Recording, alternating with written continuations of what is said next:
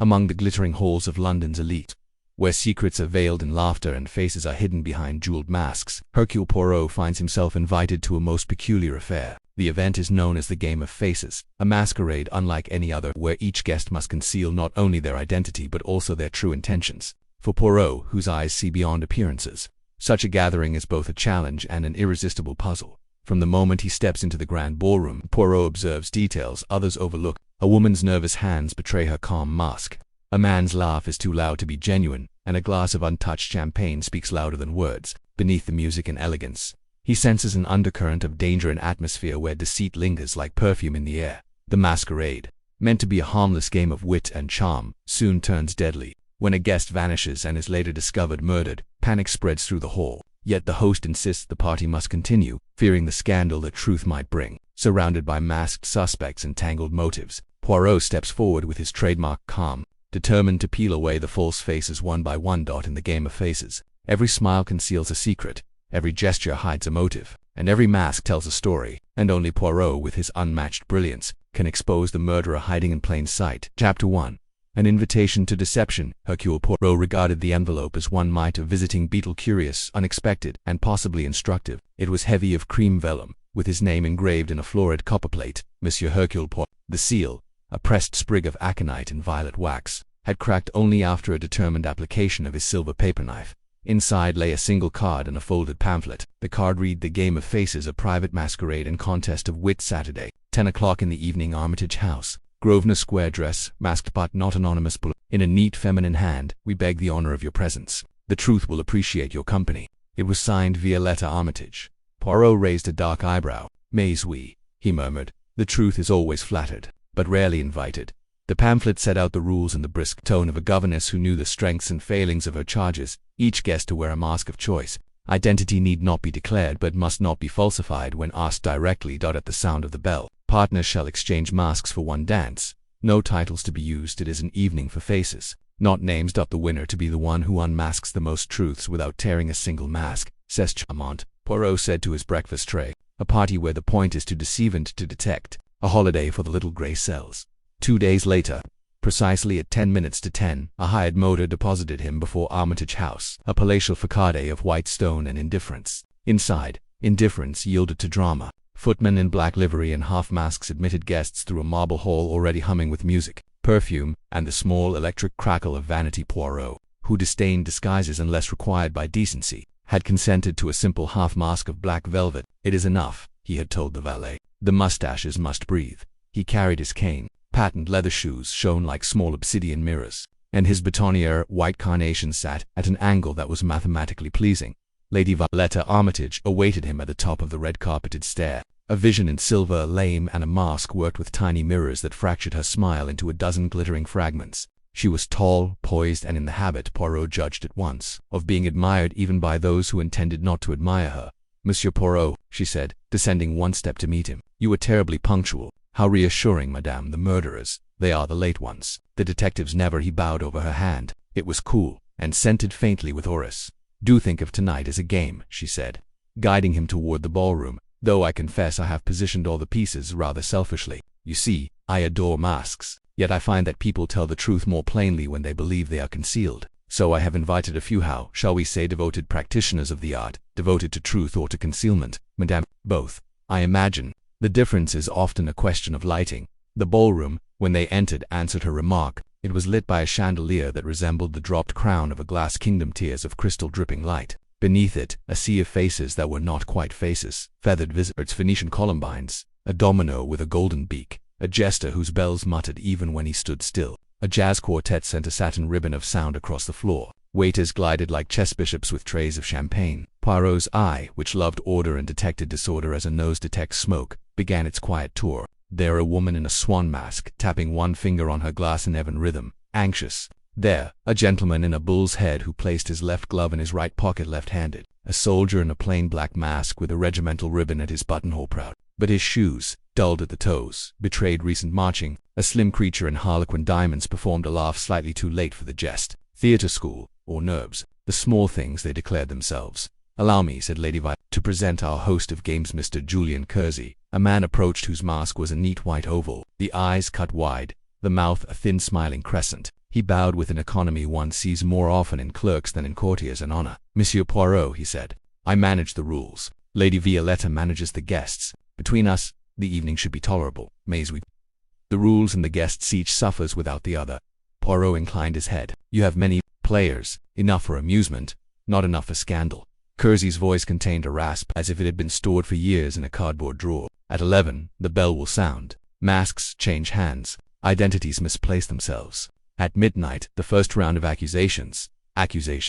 Ah, mon ami, you are ambitious. It is London, said Lady Violetta with a lazy sweep of her fan. We must be lively or be replaced. She drifted away in a drip of silver, to deposit Poirot into the ebb of the ballroom. He moved, as he always did, with the precision of a man crossing an exquisite rug while distrusting the dyes. He accepted champagne, sniffed rather than sipped, and watched certain figures begin to stand out as letters on a page grow darker through use. The swan woman's anxious tapping became a signal. Whenever a tall gentleman in a wolf mask passed, her finger quickened. Lovers, perhaps, or enemies. The soldier with the dulled shoes avoided an older gentleman in a Roman emperor's laurel, whose cuff bore a faint smear of printer's ink. Newsman, politician, or a lady in a cat mask sleek amused. Dangerous wore no ring but kept twisting her fourth finger, where one had so recently lived that the skin was paler there. Enjoying our theatre. A gentleman in a domino murmured near his shoulder. The voice was soft and carried an amused fatigue. Up close, Poirot noticed the faint medicinal scent of fleur d'oranger and the tiniest nick on the man's eraser slip or recent scuffle. Greatly, said Poirot. It is a stage upon which the props speak louder than the actors. Then listen for the bell, the man said, for the props are about to change owners. He slipped away, leaving a ghost of citrus dot at 11 precisely. The bell did sound clear, bright, and faintly malicious. Laughter answered it, and a small disorder mounted like a polite rebellion. Partners exchanged masks. A swan became a fox, a jester, a domino. Poirot allowed a young lady disguised as a Pierrette to replace his simple black with her moonpale one. Only for a dance, monsieur, she whispered. After that, I shall be myself again, which will be much less interesting. You underestimate the interest of the self, Poirot said, but I accept the loan. The dance was a foxtrot, and Poirot, whose sense of rhythm was exact but whose knees had reasonable objections, moved with modest economy. While they turned, he saw what the bell had revealed. Those quick to exchange masks were quick to exchange loyalties. Those reluctant watched the room too closely. The wolf paused a fraction before taking the swan's mask. The soldier avoided swapping with the laureled emperor, offering instead to the harlequin. The cat declined 2 invitations with velvet, then surrendered hers to a woman whose gown whispered money like silk whispers heat. At the end of the dance, masks migrated back to their owners with the usual confusions and apologies. Poirot received his black velvet once more, thanked the Pierrette, and drifted toward the terrace. A cool draught came through the French doors, and with it the smell of autumn London, whetstone, taxis, and the faintest bite of coal. On the terrace, 2 figures stood at the balustrade, their backs to the room. One was the slim harlequin, the other the white oval Kersey. The harlequin's hand gestured a small, firm slice through the air. Kersey's head inclined. Poirot admired a potted orange tree while admiring, also, the reflection in the French door. The harlequin's shoulders held tight as violin strings, Kersey's foot tapping a steady, irritated beat. When the harlequin turned, a quick hand brushed a cheekwise, it sweat, or a smear. Poirot could not yet say.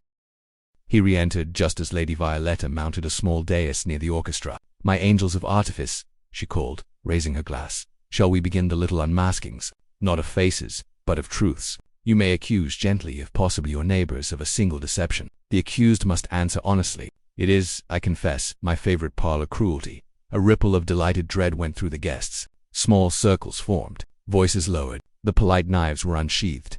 Poirot, standing at the edge of an emerald rug, noted 3 things in the same heartbeat. First, the soldier's regimental ribbon had shifted to the wrong side, repinned in haste. Second, the wolf had removed his gloves and revealed narrow ink-stained fingers. So much for lupin ferocity. Third, a single glass of champagne sat abandoned upon a gilt side table, untouched, its rim bearing a trace of red that was not lipstick but sealing wax violet, the very shade of Lady Violetta's seal. He was bending to examine it when a footman glided to the dais and whispered urgently into Lady Violetta's ear. Her fan stilled. For the smallest instant, the mirrors on her mask captured fear and multiplied it. Mr. Kersey, she said brightly, though her voice rode a tremor, will take the first. Oh, she paused, then laughed a fraction too high. It seems our master of games has stepped away. No matter, we shall continue. Yet Poirot, who disliked absence where presence had been arranged, felt the air tighten as neatly as a tightened violin string. He set down his glass and smoothed his mustaches. A game of faces, yes, but games, he knew, have a way of turning into something else when the most important player cannot be found. Chapter 2. The mask that didn't return. The orchestra recovered smartly, as good orchestras do when the party falters. A foxtrot unrolled, laughter rose, performed its duty, and fell again with a faint, uneasy echo. Poirot, who distrusted echoes being repetitions that pretend to be originals, turned his steps toward the corridor by which Mr. Julian Kersey had disappeared. Armitage House was a map of discretion. Doors that should have been shut were closed. Doors that should have been open were supervised. Yet the door at the end of the corridor, a modest panel covered in green baize, stood ajar by the width of a fingertip. It allowed a stripe of lamplight to lie across the carpet like a ruler. Left out by a careful child, Poirot pressed it with his gloved hand. The room within was an antechamber steward's office, perhaps equipped with a writing desk, a decanter and 2 glasses, a rack of spare masks, satin, taffeta, papier-mâché, and the clean smell of paper. On the desk, a blotter stippled with tidy, purposeful dots. Beside it, a stick of violet sealing wax. Lady Violetta snapped at the middle as if in some small impatience.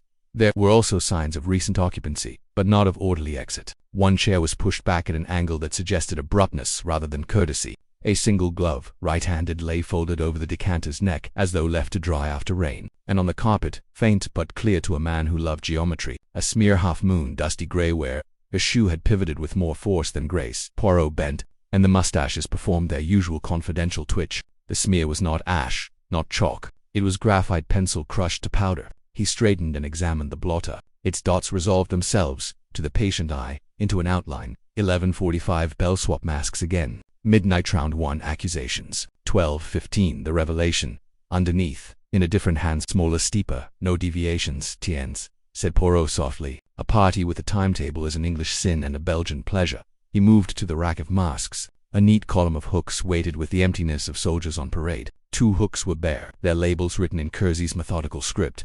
Domino white and acolyte of Veery. The white domino was the thing Kersey himself had worn earlier. Had he left with it, or without it? Poirot lifted a nearby mask, a plain oval of ivory, and frowned. A thin, illegible smear marked the inside of the cheek, a line of something greasy, transparent, faintly perfumed. Fleur d'oranger. It tickled the memory of the gentleman who had murmured by his shoulder in the ballroom. There was another door, narrow as a secret, leading out of the antechamber. Poirot opened it, and found a short passage ending in a flight of service stairs, uncarpeted and honest. On the second step gleamed a pinhead of violet wax. He picked it up with the tweezers that a man of habits keeps even in evening dress, and set it upon his glove like a small planet. He returned the way he had come. It would not do, just yet, to be found wandering the house like a mouse with a monocle. When he re-entered the ballroom, the atmosphere had shifted by a single degree, nothing to produce a shiver, but enough to produce a thought. The circles of accusation had formed. The polite knives were testing fruit. Lady Violetta, brave with the bravado of hostesses, had turned her tremor into sparkle. "My cherubs, be merciless," she declared, fan flashing. "Remember, 1 truth apiece, and no claws." Poirot took a circuit. At one table, the swan, now coyly a fox, accused the wolf of carrying letters he pretended not to receive. The wolf shrugged, displayed his narrow, ink-stained fingers, and suggested that letters sometimes arrived already opened by concern, not curiosity. At another knot of guests, the cat-ringed and therefore dangerous observed to the soldier that his regimental ribbon was pinned upon the wrong side. The soldier flushed and corrected it with a jaw that did not forgive itself. "You're Mr. Kersey," Poirot said, arriving at Lady Violetta's elbow. "Has the punctuality?" "Yes. He is not a man to abandon his post without a notice." "He is a man," she said, smiling at their audience while speaking only to Poirot, to whom clocks feel indebted. "I confess, his absence is novel." Poirot leaned, as if admiring the orchestra's violin. "There is a steward's room at the end of the corridor, the little green baize door. It appears recently abandoned. A plan is written there. It contains an item called The Revelation at midnight. You know it?" She kept her fan moving, the better to hide the hand. "A finale, staged for amusement. Players choose a single guest whose face, that is, their lie, they will unveil. Julian adores control. He times it to the bell to prevent improvisation. And the white domino, Julian's favorite toy," she said. And the fan faltered. "Why?" Poirot's eyes went to the side table where, earlier, an untouched champagne had worn a ring of violet wax. The glass was gone. In its place remained a tiny crescent flake, the ghost of the ring. "Because Madame Soane borrowed it, who does not mind leaving crumbs." Before she could answer, the bell chimed again. Midnight, brittle and excellent. A murmur, dutifully delighted, rippled over the floor. The orchestra struck an emphatic chord, and then, with the air of a curtain rising, the lights dipped. They rose again a beat later, no more than a theatrical sigh. The room acknowledged the trick with a laugh, but a footman at the far doors, coming at a trot and swallowing his own alarm, climbed the dais steps and addressed Lady Violetta in an undertone that was not undertone enough. Her smile froze, thawed, and rearranged itself. "Darlings," she called, Mr. Kersey is unavoidably detained. To keep the spirit, we shall proceed with round I without him." She nodded, dismissed the footman with a glance, and only then let her fan drop by an inch. Poirot saw the small white crescent at the Besanic in the mother of pearl no eye would notice that had not taught itself to see. He moved again, this time employing the dance as cover. A waltz, convenient. He turned, observed, turned again, let the room present itself in segments like a film strip. The harlequin stood at the edge of the carpet, hands steepled, eyes bright in the way that belongs to the very attentive or the very frightened. The soldier now kept to the periphery, his gaze grazing doors. The cat glided through gossip with an efficiency that confessed practice. The wolf had acquired a new pair of gloves. They were a touch too large. "Pardon," Poirot said, drifting beside the wolf as a waiter passed. "You prefer a glove that does not fit?" The wolf's laugh was metallic. "One must sometimes borrow one's manners." "From Mr. Kersey?" Poirot asked, light as foam. "The man is a metronome," the wolf said. "Not a wardrobe sustemang." Poirot watched the waiter go by. His tray bore orderly glistening 8 flutes. One spot was dry and circular where a glass had been. At its rim, the faint, delicate bruise of sealing wax. The waiter's cuff was clean. His eyes, also, he had simply carried what he was given. Poirot lifted a glass, examined the lace of bubbles, and set it down untouched. A small commotion rose at the French doors. A pair of guests returning from the terrace reported, with that mixture of fear and excitement peculiar to the well-bred, that the little south library which opened to the terrace was locked from within. "We knocked," the lady breathed behind her mask. "We called." No one answered. "The key, it is on the inside." The orchestra wavered, then found itself. Lady Violetta's fan did not move. "We shall attend to it," she said, quietly. Poirot was already moving, a gentle current among greater silk. At the doors to the south library, a footman fumbled with a second key. The first had indeed been turned within. Its shadow lay plainly, absurdly, through the keyhole. "There is a small instrument," said Poirot, taking out his own bunch of tiny, neat possibilities, for the discourteous locks, and in a moment the old trick was done with a knitting needle and a postcard. Ladies and gentlemen in masks, looking on like children, promised an explosion. The door yielded. The room beyond was a gentleman's sigh. Shelves, a sofa, a little fire subdued to embers, and the smell of smoke that had read newspapers. On the rug lay a white domino mask, face down, its ribbon curled like a dead moth's antennae. There was also a gentleman. He was seated at the desk, as men sit who write letters they dislike. His head was bowed upon his arm, which lay across the blotter. The posture was at once graceful and wrong. Poirot went straight to him. "Monsieur Kersey," he said softly, "you have chosen the extraordinary moment to rest." He touched the man's wrist. The pulse did not answer. The skin was still warm with the memory of life. The mouth, beneath the neat mustache, had the faint bluish cast of someone who has kept one secret to many. On the blotter, the nib of a fountain pen had splayed and bled a black flower. Beside the hand, a small glass, not champagne colorless, innocent, and empty, left a damp ring. When Poirot lifted it, a thread of scent arose bitter on men. The little grey cells, which had been strolling, stood still. "Gentlemen," he said, without turning, "you will please close the door, and, if you are so kind, you will tell no one at all that Mr. Kersey is indisposed." The door clicked. Lady Violetta was there, pale beneath her mirror mask, a creature made of silver and surprise. "Is he?" "He is," said Poirot, beyond punctuality. She swayed once and did not faint. She was a woman who would rather break than fall. Julian, oh poor ridiculous Julian. "But how?" He drank nothing but the occasional water," said Poirot, placing the glass down with ceremony. "And he kept the keys in the lock. And he wore a white domino, which is here, on the carpet, having been removed by a hand that can work knots quickly." Her eyes, behind the fractured mirrors, searched his face. "You think Poirot's mustaches lifted like parentheses that had decided upon their claws. "Madame, in a house where faces are borrowed and truth is invited to dance, one must be very exact with words. I think we have a death, contrived to look like solitude. I think we have a timetable which has lost its conductor." And I think he looked at the mask on the floor, at the faint smudge of violet wax on the desk edge, at the ash of graphite on a cuff. That the game of faces has begun to play for stakes, it did not advertise. She pressed her hand to her fan until the sticks creaked. "What do you require?" "Two things only," said Poirot. "A room in which to ask questions and a bell that will ring when I tell it, and not a second before." He turned toward the door. "Also, if you please, no guest is to leave. The masks may be exchanged." The faces, not Lady Violetta, straightened, reclaimed her poise like one reclaims a lost jewel, and gave a single nod. "Very well, Monsieur Poirot. The game continues under new management." Poirot glanced once more at Mr. Julian Kersey, at his rigid quiet, at the little black flower blooming under the pen. He adjusted his tie, smoothed the ends of his mustaches, and permitted himself the smallest sigh. "A pity," he said. "He loved rules. Now we must discover who loved them less." Chapter 3. The faces begin to crack. The discovery of Julian Kersey's lifeless form did not bring the evening to a halt, at least, not publicly. Lady Violetta, with the steel of an accomplished hostess, ensured that the orchestra continued to play, that champagne was still poured, and that the masquerade remained outwardly intact. But beneath the glittering facade, unease ran like a current under thin ice. Poirot, moving quietly between guests, knew that a murder amid masks was no accident. A killer had chosen this elaborate setting with precision, taking advantage of confusion and concealment. And so, while the music swelled, Poirot began his investigation not by storming the stage, but by listening, observing, and allowing the masks to crack on their own.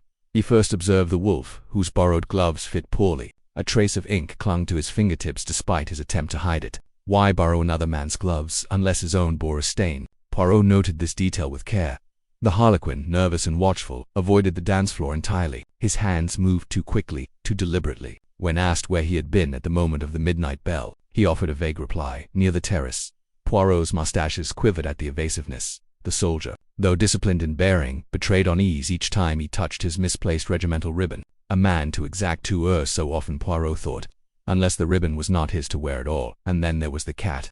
Her mask gleaming in the candlelight, her laughter perfectly measured. She moved with grace from group to group, speaking just enough to deflect suspicion yet never remaining long enough to invite scrutiny. Poirot noted her habit of twisting the bare finger where once a ring had sat. A widow or a divorcee, but which, and why conceal it? Meanwhile, Poirot revisited the objects: the violet wax crumb on the stairs, the ivory mask with its perfumed smear, the untouched glass of water with the bitter romance scent. Each clue pointed less to chance and more to deliberate substitution. Someone had taken Kersey's place, or at least his mask long enough to arrange his death unnoticed at one point. Poirot slipped back to the South Library, where Kersey's body still rested under guard. He leaned close to the white domino mask on the carpet. Its ribbon was tied in a double knot, not the simple bow Kersey had favored earlier. While Poirot murmured, "The mask that returned upon a different face." Returning to the ballroom, Poirot found Lady Violetta waiting by the dais, her fan trembling just once before resuming its rhythm. She whispered, "You will find them, won't you, Monsieur Poirot?" Poirot's eyes swept the hall, where masks glittered and laughter rang false. "But of course, Madame, already the faces begin to betray the masks. One by one, we shall see which expression does not belong." The night's game, meant to amuse, had transformed into something far deadlier, and Poirot, with his little grey cells, alive with calculation, prepared for the next move in the game of faces. Chapter 4. Whispers in the gallery. The masquerade continued, but the air was no longer festive. It was heavy, tense, like a painting that had lost its color yet hung stubbornly on the wall. Guests danced with stiff shoulders, laughter faltered mid-breath, and glances darted nervously toward the closed doors of the South Library. The orchestra, brave soldiers in this theater of unease, played louder than was necessary. Poirot knew the charade could not last long. A single word of truth, murmured in the wrong ear, and panic would shatter the fragile stage Lady Violetta had worked so hard to maintain. It was, therefore, a race. Could Poirot gather enough truth before rumor grew stronger than fact? He began his inquiries discreetly, choosing the gallery above the ballroom where one could observe without being observed too closely. Guests passed through the dimly lit corridor lined with portraits, faces unmasked from centuries past. How ironic, Poirot thought, that these painted visages stared so openly while the living below them cowered in disguise. The sword, still trembling beneath her mask, confessed in a hurried whisper that she had seen Kersey arguing earlier with the harlequin. A small quarrel, she insisted, but it had the flavor of threat. Poirot pressed gently, and she admitted more. She had also seen the harlequin slip into the corridor before the midnight bell. Moments later, Poirot encountered the harlequin himself, his voice low and hurried. He denied any argument, claiming he had spoken with Kersey only about the rules of the game. He wished to change something at the last minute, the harlequin muttered, but rules were his religion. He would never permit it. His hands shook as he said it, and Poirot noticed faint graphite dust along his cuff like that found in the steward's office. From the gallery's far end came the wolf, whose arrogance now seemed brittle. He scoffed at Poirot's questions but could not hide his unease. Kersey was a pedant, he sneered. If someone killed him, it was from boredom. Yet Poirot's eye caught the edge of the wolf's mask ribbon, tied not in the practiced knot of habit but in haste, as if it had been exchanged under pressure. But it was the cat who intrigued Poirot most. She glided into the gallery with a calculated grace, her fan a weapon of distraction. "Surely, Monsieur Poirot," she purred, "this is all a terrible accident. A weak heart, perhaps. Too much excitement." Poirot merely inclined his head. Then, as she leaned closer, he detected the faintest trace of Fleur d'Oranger perfume, the same scent clinging to the ivory mask in the steward's room.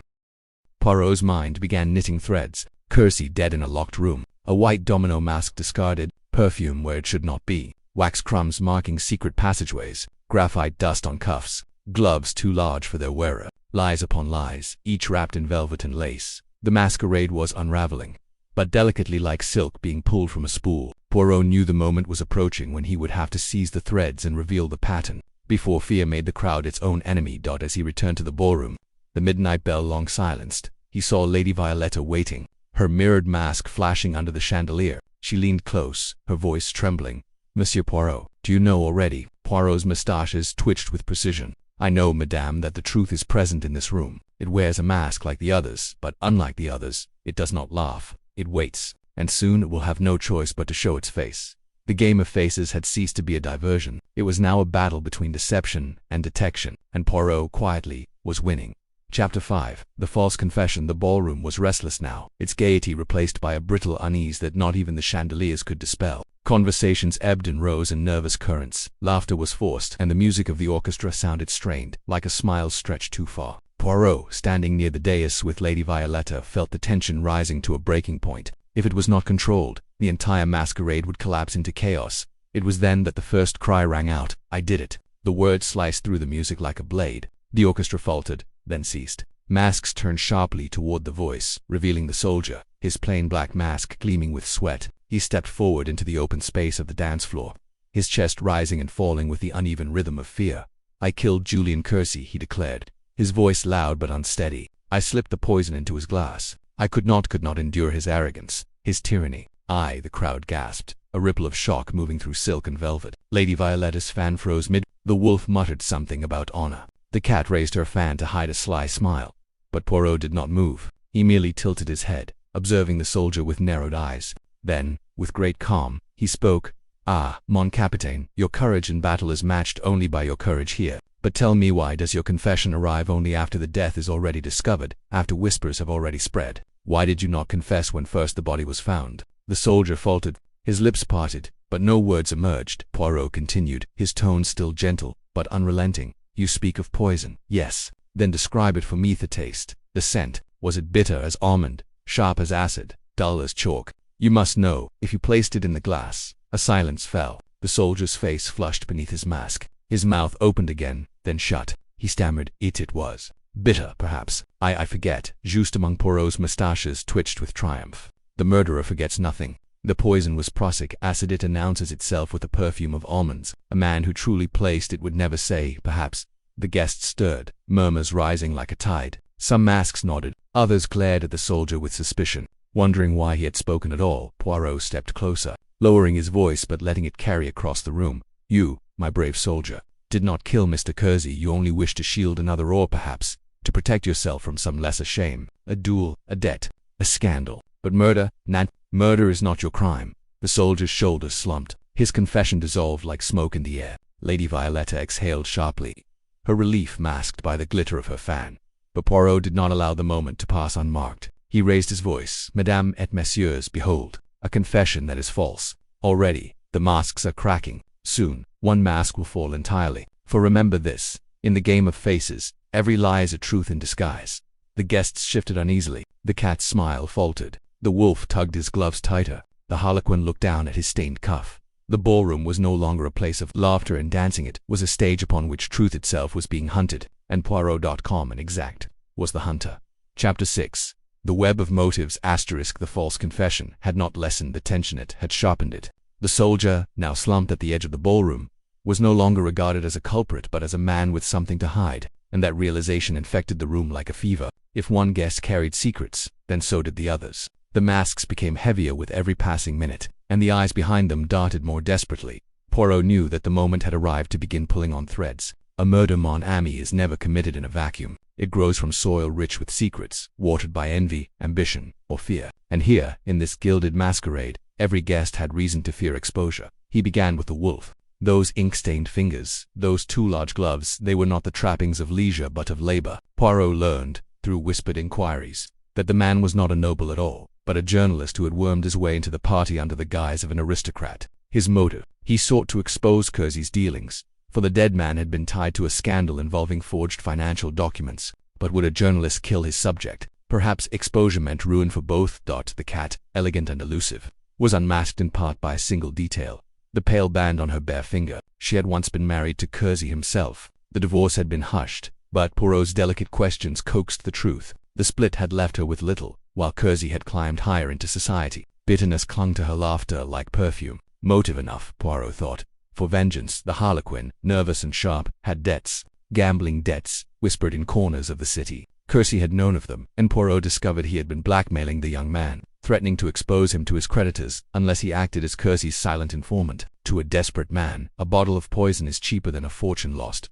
And then there was the swan woman, gentle yet trembling. She confessed, with hesitation, that Kersey had courted her not long ago, whispering promises of marriage, but she had learned, to her humiliation, that she was only one of many promises.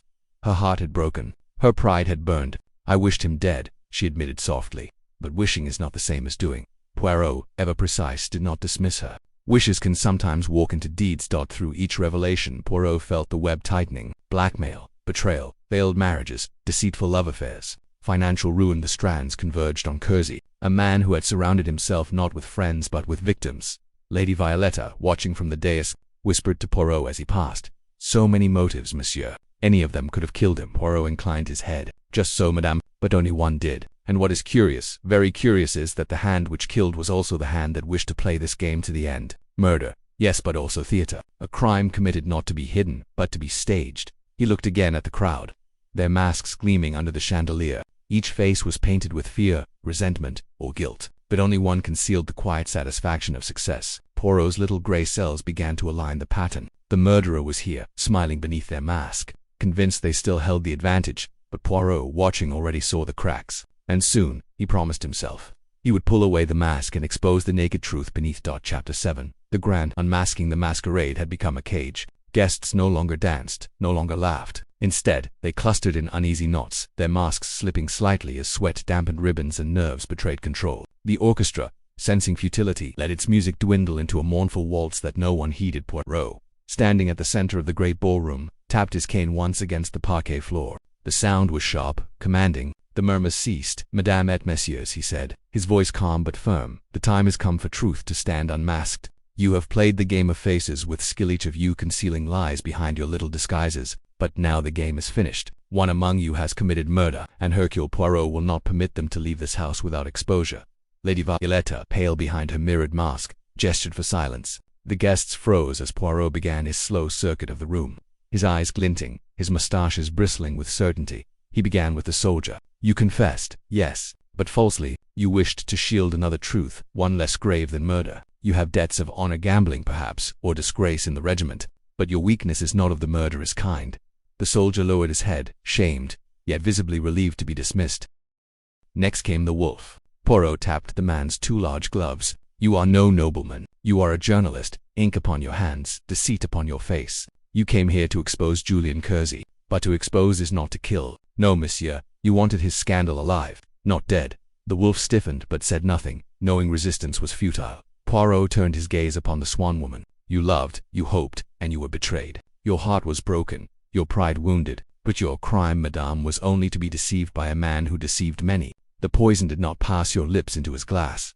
Tears welled beneath her mask as she bowed her head. Then, with deliberate slowness, Poirot addressed the harlequin. "You, mon cher, are of interest. Blackmailed, pressed by debts. You had motive. The graphite dust on your cuff betrayed your presence in the steward's room. Yet," Poirot raised a finger, "you lacked the opportunity, for while the poison was poured, you were seen on the terrace by more than one witness. You are guilty of fear, but not of murder." The harlequin exhaled shakily, his relief tempered by humiliation.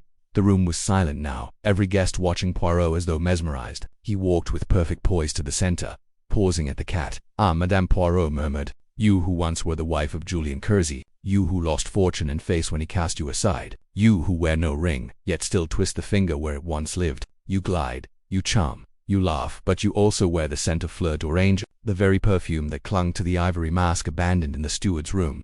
The cat stiffened, but said nothing. Poirot's voice grew sharper. "Julian Kersey was found in a locked room, a glass of poisoned water at his side. But before he died, his mask was removed. It's not tied differently than he would tie it himself. Who but his former wife, who knew his habits intimately, could mimic him well enough to wear his mask undetected?" Gasps rippled through the hall. The cat's fan trembled. Poirot raised his cane. "You, madame, believed you could play the perfect game. You poisoned him, donned his mask, and returned briefly to the ballroom while he died unseen. Then, when the bell rang, you vanished just long enough to discard the mask and ensure the door was locked from within. It was an elegant plan, but not perfect. For perfection, Madame belongs only to Hercule Poirot. The chandelier glittered like judgment above them. The guests leaned forward, breaths held, and beneath her jeweled mask, the cat's lips curved into the faintest, defiant smile. The moment of truth had arrived. Chapter 8. The motive unveiled. The ballroom seemed to shrink as Poirot's words settled like dust after an explosion. The guests, silent now, leaned forward, masks tilted, waiting for the final stroke of revelation. The cat, elegant and poised, stood in the center of it all. Her fan no longer fluttered. Her hands, bare and restless, twisted around each other like serpents. Lady Violetta broke the silence. "Surely, Monsieur Poirot, you cannot mean—" But Poirot lifted his hand, silencing her. "I mean exactly what I say, madame. It was she. Her perfume betrayed her. Her knowledge condemned her, and her hatred gave her the courage to act."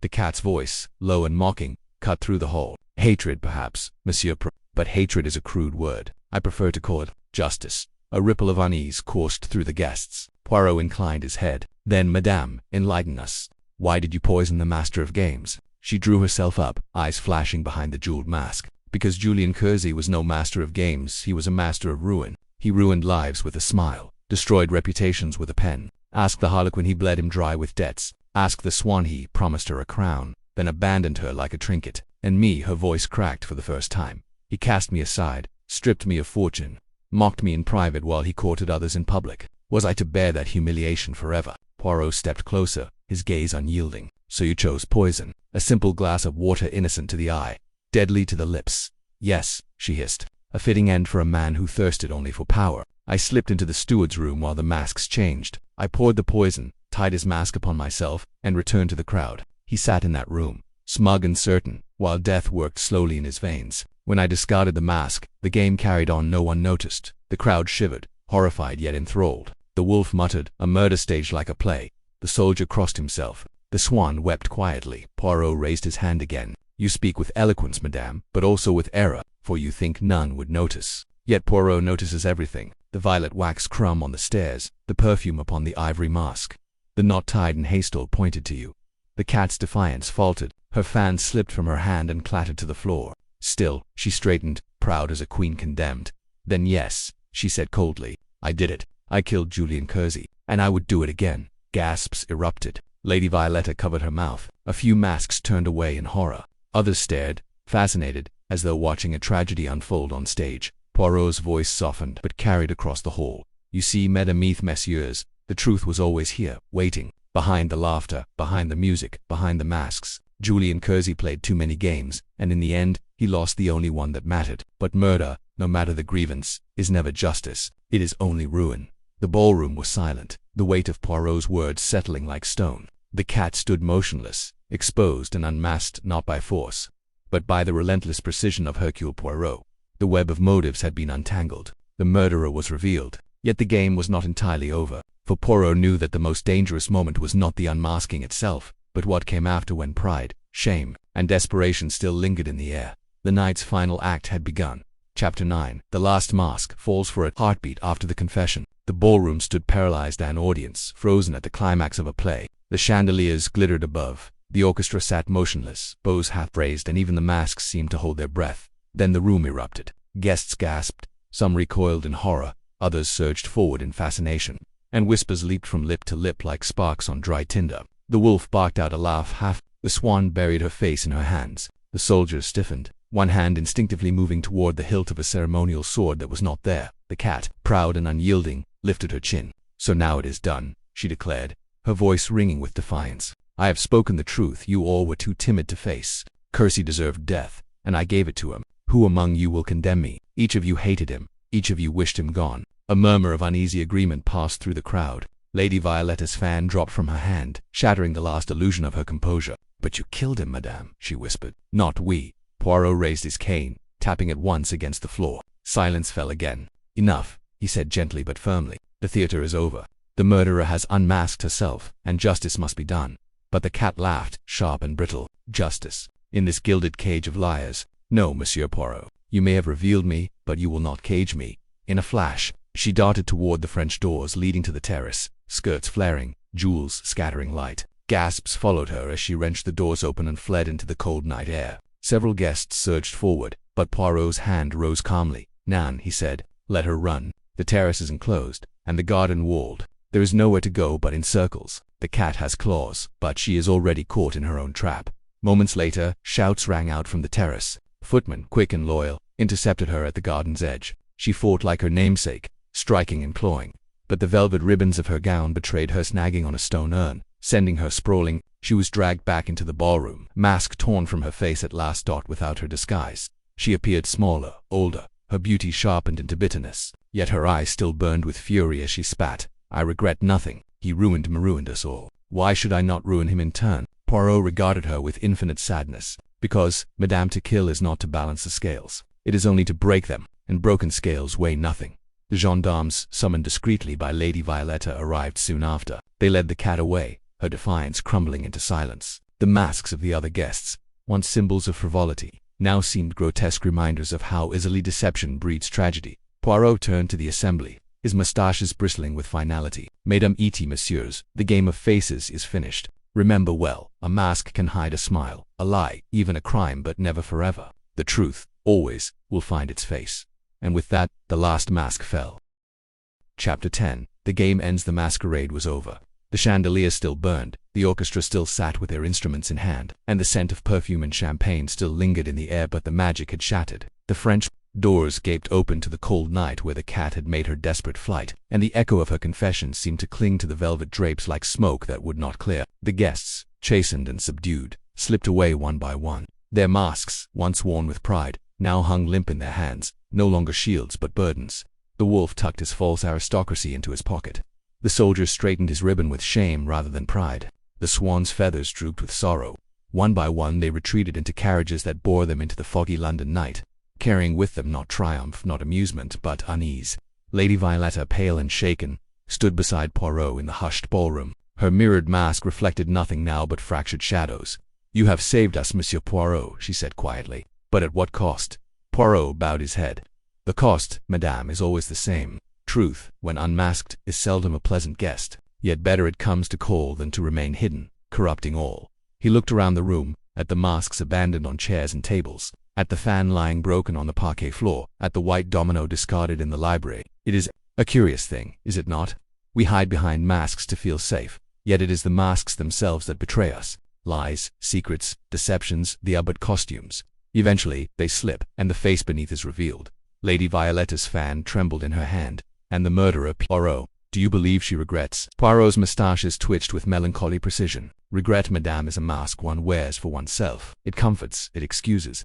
True remorse is rarer than diamonds." The gendarmes had gone, the guests had fled, the music had ceased. Alone now, Poirot adjusted his immaculate tie and smoothed the ends of his moustaches. The silence pressed around him like velvet. He tapped his cane once, softly as if to punctuate the night. "The game of faces," he murmured, "was never truly about the masks. It was about what lay beneath. And there, as always, lies both the beauty and the tragedy of mankind." With that, Hercule Poirot took his leave of Armitage House, the echoes of the masquerade fading behind him. Another case closed, another truth unveiled, another reminder that even in the most glittering of halls, darkness waits patient, masked, and inevitable. Chapter 11. Shadows after the game. Though the murderer had been revealed and taken away, Armitage House did not quickly shake off its gloom. The echo of whispers lingered in the ballroom long after the last carriage departed. Masks, once so playful, lay abandoned like relics of a battle that had been fought without swords. Poirot remained for a time in the library, seated near the desk where Julian Kersey had drawn his final breath. He studied the violet wax crumb, the glass with its bitter almond trace, the white domino mask that had played so central a role. He had solved the riddle, yes, but he was not yet satisfied.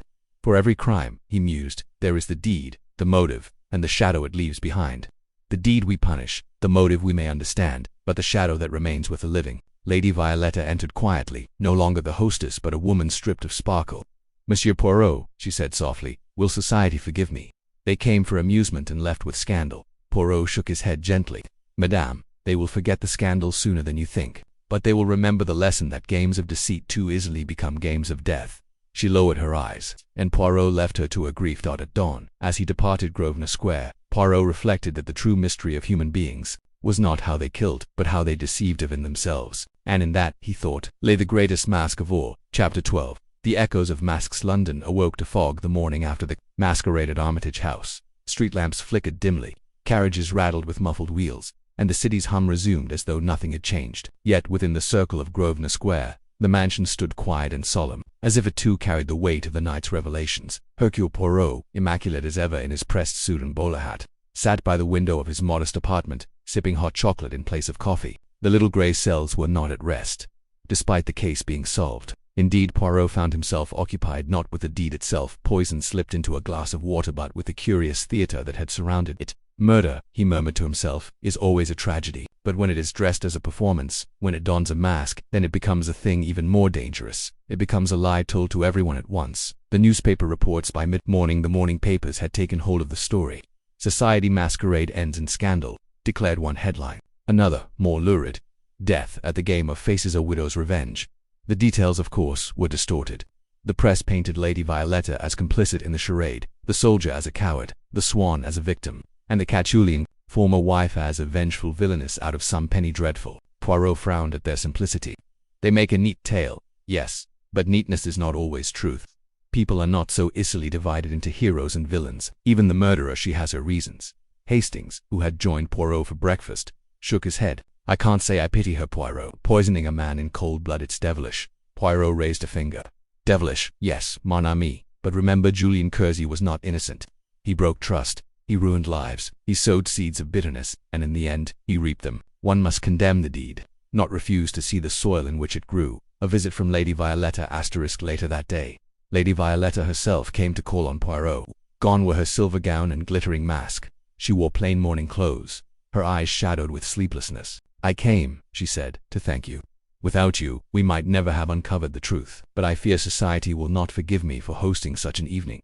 Poirot gestured for her to sit. Madame, society forgives nothing and forgets everything. Do not waste your tears on their whispers. Rather, reflect on why your Jeu d'Esprit became the stage for tragedy. You invited people to hide their faces and they revealed more truth than you imagined. Her lips trembled. Do you think me responsible? Responsible, Nan? But you played with fire, and fire burned more brightly than you intended. That is all. She sighed deeply. Then I shall never host another masquerade. Poirot smiled faintly. On the contrary, Madame, perhaps you should only next time, without poison. Poirot reflects on the guests at evening. Poirot reviewed his notes. Each guest had carried their own secret. Each had worn a mask not merely for the game but for life. The soldier, ashamed of his debts and false confession, had since written Poirot a letter thanking him for clearing his name. Poirot, reading between the lines, knew the man would resign his commission before the shame reached his regiment. The Wolf, the journalist, had already published a serialized account of the night, filled with exaggeration. Poirot allowed himself a small chuckle. He will make himself a name, but he will not make himself a friend. The Swan Woman, fragile and romantic, had withdrawn from society. Poirot suspected she would retire to the country, her illusions broken but her dignity intact. The Harlequin, still trembling from debt, had vanished from London altogether. Poirot suspected creditors had finally caught him, though perhaps his absence was a blessing. And then Poirot murmured, there is the Catois murderess. She believed herself justified. She believed the mask would shield her forever. But masks, toujours they slip. A quiet walk 2 days later. Poirot took a walk through Grosvenor Square. The autumn air was crisp, and children chased hoops while nannies gossiped on benches. He paused before Armitage House. Its windows were shuttered, its curtains drawn, but Poirot imagined the echoes inside, the music, the laughter, the bell that signaled the deadly game. He thought of Julian Kersey, cold now in his grave, a man who loved control, who bound others in his rules, who played too many faces against one another. Yet in the end it was he who lost the game. Poirot tapped his cane thoughtfully against the paving stones. It is always thus, Nest CPA. The deceiver is deceived, the liar is unmasked, the murderer is undone by the very details they overlook. For truth, Mies Amos, is like my moustaches, impossible to hide. Hastings' final question that evening, back at the apartment, Hastings asked what had troubled him since the masquerade. Poirot, he said, do you think people wear masks only at parties, or do they wear them all the time? Poirot leaned back in his chair, his eyes glittering with wisdom. Always, mon ami. We wear masks of politeness, of ambition, of pride. Some wear masks to deceive others, some wear them to deceive themselves. The difference between a masquerade and life is only this: at a ball, one may take the mask off when the music ends. In life, many forget how. He smiled faintly, sipping his chocolate. But Hercule Poirot he remembers, and he sees. Closing reflection. Thus ended the affair of the game of faces, for society. It became a scandal to whisper about over tea and forget within the season. For Lady Violetta, it was a wound that would never entirely heal. For the guests, it was a lesson written in fear. But for Hercule Poirot, it was another proof of what he already knew, that murder is never committed in isolation. It is born of secrets, nurtured by lies, and finally revealed by the smallest of details. And so, as he extinguished the lamp and prepared for sleep, Poirot murmured softly into the quiet. Whether in ballroom or battlefield, in masquerade or marketplace, people may change their masks, but the face beneath will always be found. The little grey cells, at last, were satisfied. Chapter 13. A legend in retrospect years later. Long after the masquerade at Armitage House had passed from scandal into story, the case of the Game of Faces lingered in the curious half-life of memory. London, so quick to forget yesterday's shame, had folded the tale into its endless tapestry of whispered anecdotes and drawing-room entertainments. Yet among students of crime and admirers of Hercule Poirot, it became something more a legend. Society's version in society's circles, the story was retold with embellishments. The ballroom became grander, the masks more elaborate, the murder more shocking. Some claimed Julian Kersey had been stabbed. Others insisted the lights had gone out for a full 10 minutes while chaos reigned. The truth that he had died quietly of poison while wearing his white domino was too subtle, too untheatrical for those who preferred melodrama, who outlived the scandal by several decades, came to be remembered as a tragic hostess, a woman whose brilliance had been dimmed by misfortune. In her later years, she was spoken of with pity and admiration, as if she too had been a victim of the masquerade.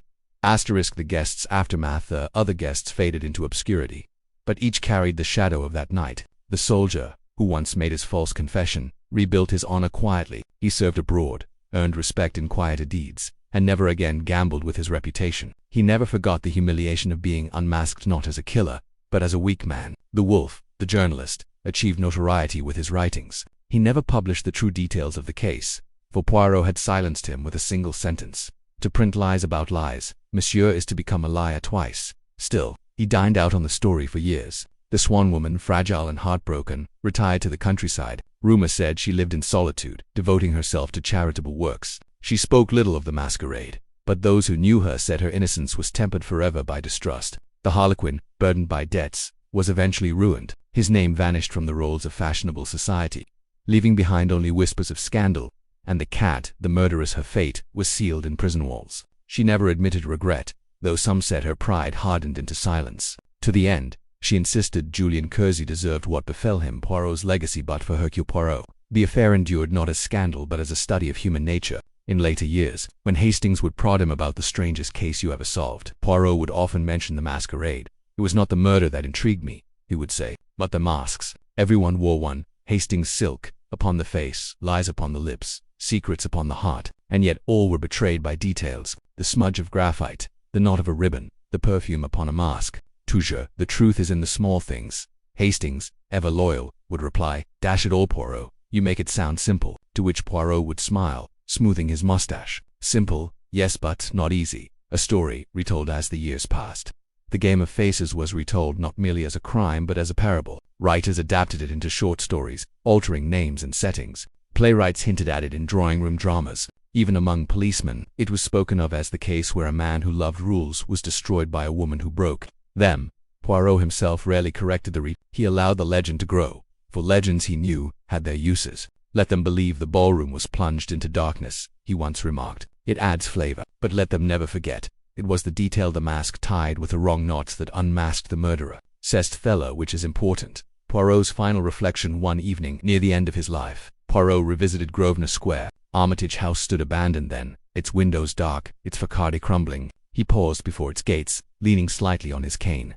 "So much elegance," he murmured, "and so much deceit. A palace for games. Yes, but games that ended in death." He touched the brim of his hat, as though saluting the shadows of that night. "Masks," he said softly, "will always fall, and Poirot, he will always be there to watch."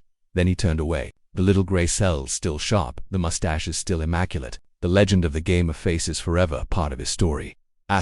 Chapter 14. Truth and the masks we wear. The autumn sun filtered weakly through Poirot's curtains, casting long, slanted shadows across the polished floor. He sat at his desk, the morning newspaper neatly folded beside his cup of chocolate. The headline that caught his eye was not about politics, nor finance, but about a society ball in Mayfair. A new masquerade had taken place, and the paper described the glittering gowns, the laughter, and the parade of masks. Poirot's lips curled in the faintest of smiles. "Encore," he murmured. "That English, They learn nothing. Again they hide themselves. Again they pretend. Again they played little games of faces.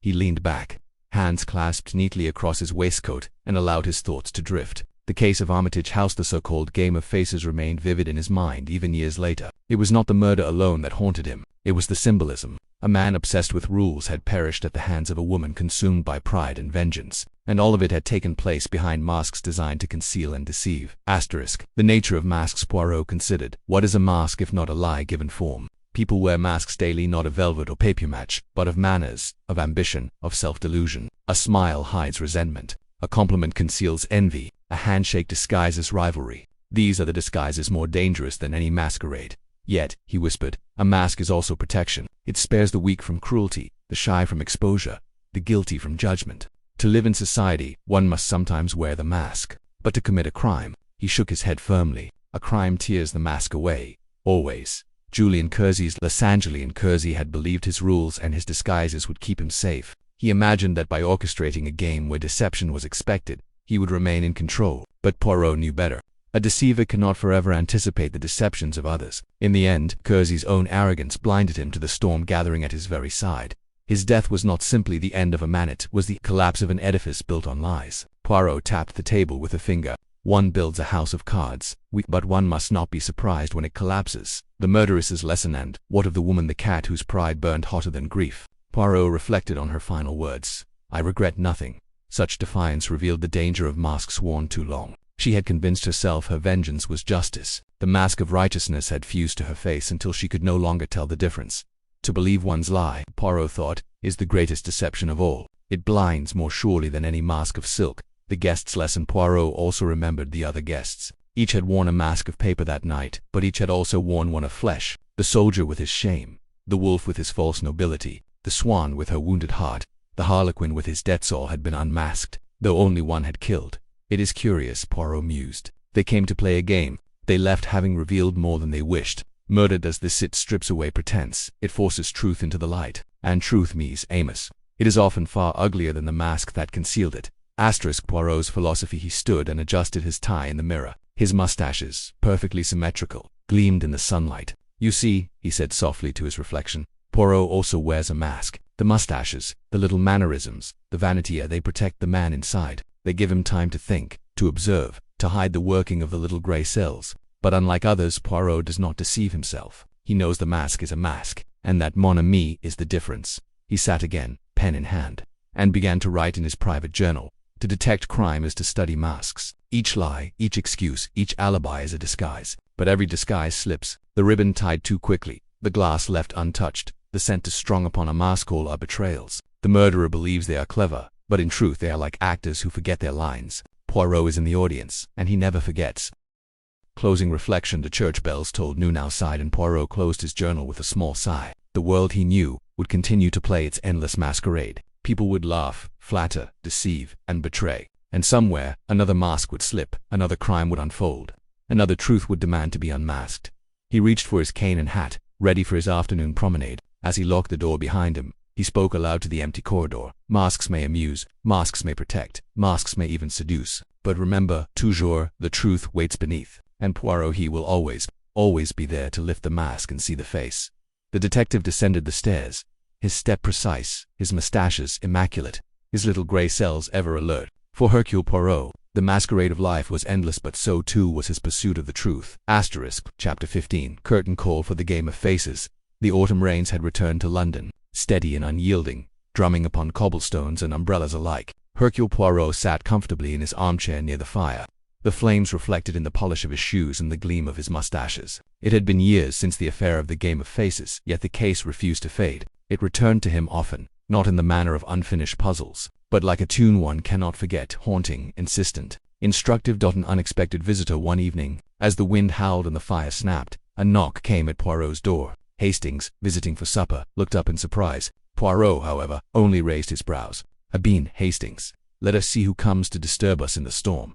The visitor proved to be none other than a young scholar, pale with excitement and damp with rain. He introduced himself breathlessly as Mr. Alfred Denning, a student of criminology at Oxford. I beg your pardon, Monsieur Poirot, he said, bowing awkwardly, but I have studied your cases, and above all, I wish to hear from your own lips the truth of Armitage House, the game of faces. Sid has become legend. Poirot regarded him with amusement. Tien's a legend, you say? And what is legend, if not the mask that time places upon history? Hastings protests. Hastings chuckled. Dash it all, Poirot. You make it sound like no one will ever know what truly happened. But I was there. I saw you unravel it before our eyes. Poirot wagged a finger. You saw Hastings, but you did not observe. There is the difference. The world prefers the story with embellishment. The truth, it is often too small for the stage. Recounting the case at the scholar's urging, Poirot agreed to recount the affair once more, though with the precision of a man correcting the record. He described the invitation with its violet seal, the ballroom glittering with chandeliers, the elaborate masks concealing anxieties and ambitions. He recalled Julian Kersey, master of rules, sitting smugly with his timetable, only to meet his death in solitude. He described, in detail, the clues so small that others had dismissed them, the graphite dust upon a cuff, the ribbon tied with a knot unfamiliar to Kersey's habit, the faint perfume upon the ivory mask, the crumb of violet sealing wax upon a stair.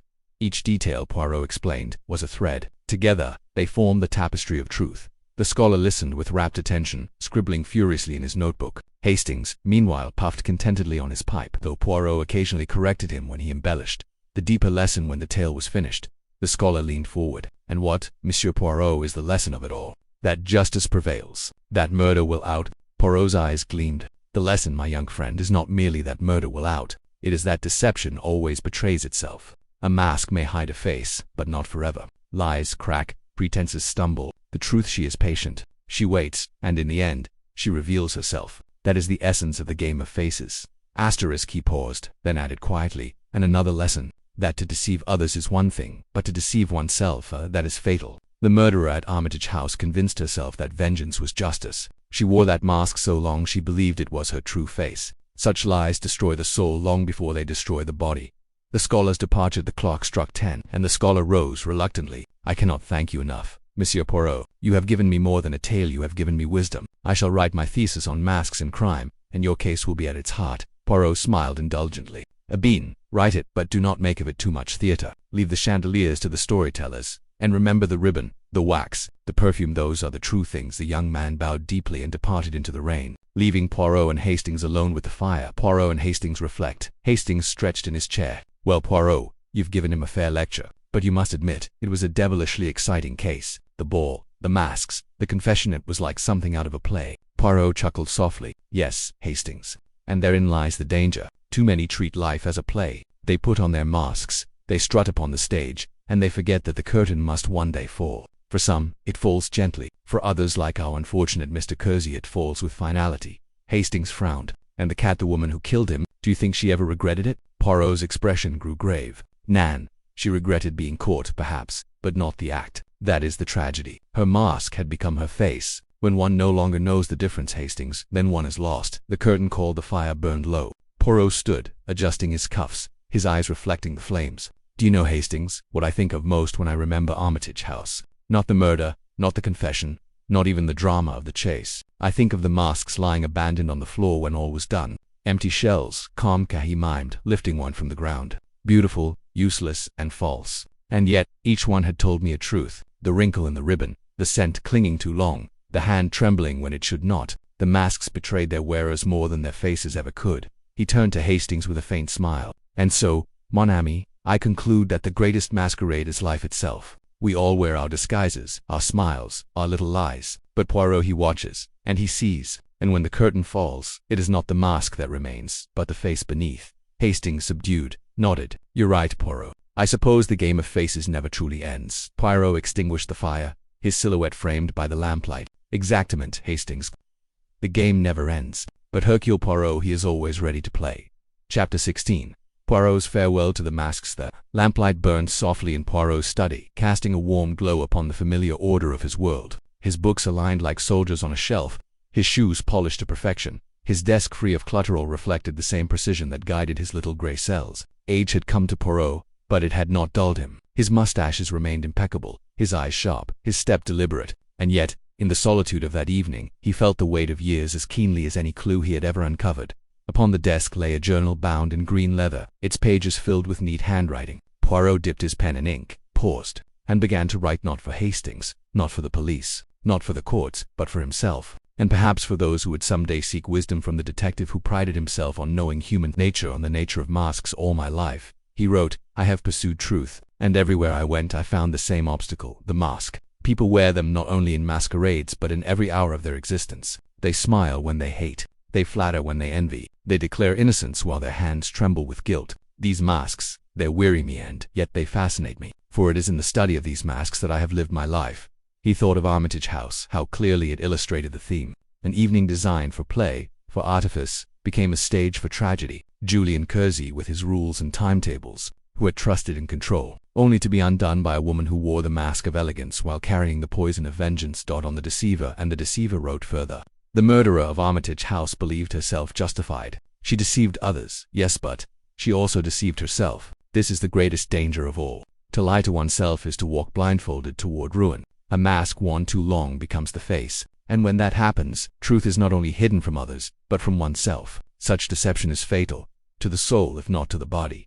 He paused, staring into the fire. How many had he seen who lived behind such masks? Husbands who swore fidelity while hiding affairs, wives who played the martyr while concealing ambition, children who pretended obedience while plotting rebellion, and murderers, always murderers, who convinced themselves that necessity, or justice, or chance absolved them of crime. On the small details the pen moved steadily across the page. It is curious, Nest CEPA. Masks are grand, but they betray themselves in the smallest of ways. A ribbon tied with haste, a glove too large, a perfume lingering where it should not. These little details, they are the cracks through which truth escapes. The murderer thinks himself clever, but to Hercule Poirot the cleverness is always a costume too small to hide the truth.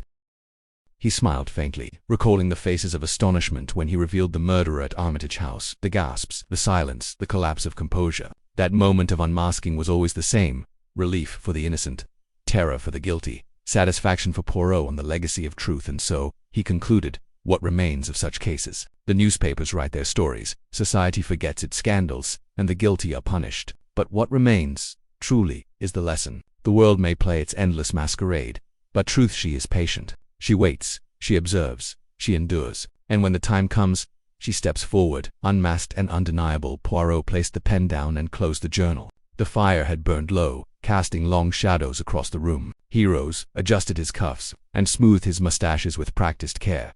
Poirot's final reflection standing at the window, he looked out over London. Fog drifted along the lamplit streets, and carriages rattled distantly. The city, he thought, was itself a masquerade, its grandeur concealing poverty, its order concealing corruption, its laughter concealing sorrow. Yet, like every masquerade, it could not last forever. Life, mon ami, he murmured to the night, is the longest of all games of faces. But Poirot, he does not fear it, for he knows the masks will fall, and the truth will always prevail. He turned back into the room, his silhouette framed by the firelight, his step steady, his bearing impeccable. Hercule Poirot was older now, yes, but the little grey cells remained sharp, the moustaches immaculate, the passion for truth undemasked. The masquerade of life would continue. People would laugh, deceive, betray, and conceal, and Poirot would be there to lift the mask and reveal the face beneath.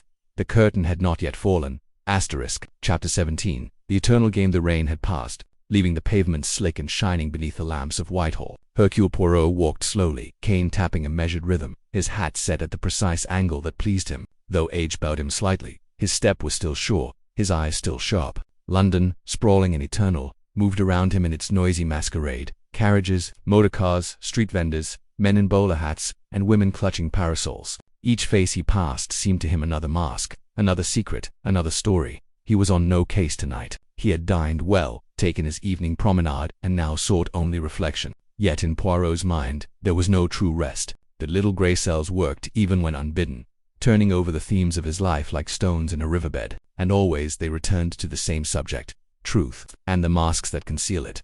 A city of masks. He paused on Westminster Bridge, gazing at the Thames. The water gleamed black under the gaslights, reflecting the blurred silhouettes of towers and domes. He thought, here is a city of masks. London, with its polished clubs, its grand houses, its theatres of fashionable surface, all costume. Beneath poverty and ambition churned, every city is a masquerade, he murmured, moustaches twitching. Paris, Brussels, London, it is all the same. One wears the mask of wealth, another the mask of honesty, a third the mask of loyalty, but beneath, always a little selfishness, the little fear, the little lie. Yet he felt no contempt. Instead there was fascination, even tenderness. It is human, he thought. We are none of us saints. We wear our disguises to live, to endure, to protect ourselves. But he raised a finger into the night air when crime enters, when murder dares to hide behind the mask. Then it becomes Poirot's business. And Poirot, he will not be deceived.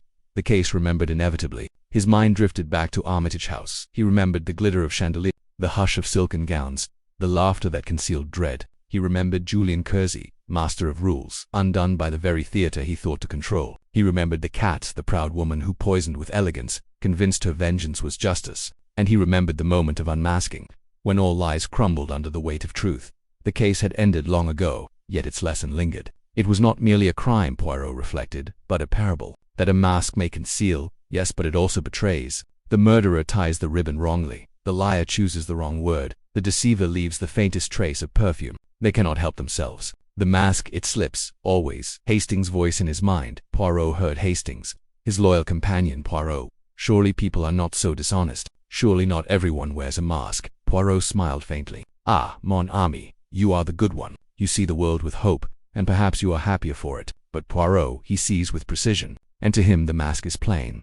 He tapped his cane, remembering Hastings' protests, his bafflement at Poirot's deductions, his admiration when truth was revealed. Perhaps, Poirot mused, Hastings is right, in his way, for he believes in goodness, and goodness, too, is a face sometimes hidden, sometimes forgotten, but real, and it, too, may be unmasked. The eternal game. The bells of Big Ben told the hour, echoing across the city. Poirot turned toward home, his reflection stretching across the wet pavement. The masquerade of life, he thought, it does not end. Even now, as I grow old, people play their games of faces. They deceive, they betray, they pretend. But the truth, the truth, she is eternal. She waits, she is patient, and always, she reveals herself. He smiled, mustaches gleaming under the lamplight. And Poirot, Hercule Poirot, will always be there to assist her. He paused, looking back once more at the dark river, the masked city. The game continues, and so long as it does, so long as men and women wear their disguises, there must be one who sees, for to see that is Poirot's gift, and his duty. Closing reflection, he reached his apartment, hung his hat, and placed his cane precisely in the stand. The fire glowed warmly, welcoming him. He sat, took his pen, and wrote a final line in his journal. The game of faces is eternal. It is life itself. But truth, though masked, is indestructible. And Hercule Poirot, he is the servant of truth. Always. Poirot closed the book, satisfied. The fire crackled softly, the clock ticked. Outside London continued its masquerade, unaware that within one small apartment, the greatest of detectives had given the world its last, perfect reflection. And so the curtain fell not yet, but on the memory of the game that had defined him. Outro. The masquerade at Armitage House was meant to be an evening of wit, elegance, and amusement, a harmless contest of masks and riddles. Instead, it became a stage upon which deception was stripped bare, and murder revealed itself behind a jeweled facade. In the end, the glitter of the ballroom faded, and what remained was the eternal truth Poirot so often reminded the world. Beneath every mask, there lies a face, and beneath every face, a secret. Julian Kersey, the master of games, had believed himself untouchable, yet he was undone by the very stage he designed. His life, marked by manipulation and betrayal, ended in silence at a desk, undone by a woman he once scorned. The guests, each with their own secrets, saw how quickly masks could slip, how fragile the distance is between performance and reality. For it was not merely the solving of a murder, but a study in human nature. He understood that lies are costumes people wear to survive, but they can never outlast the gaze of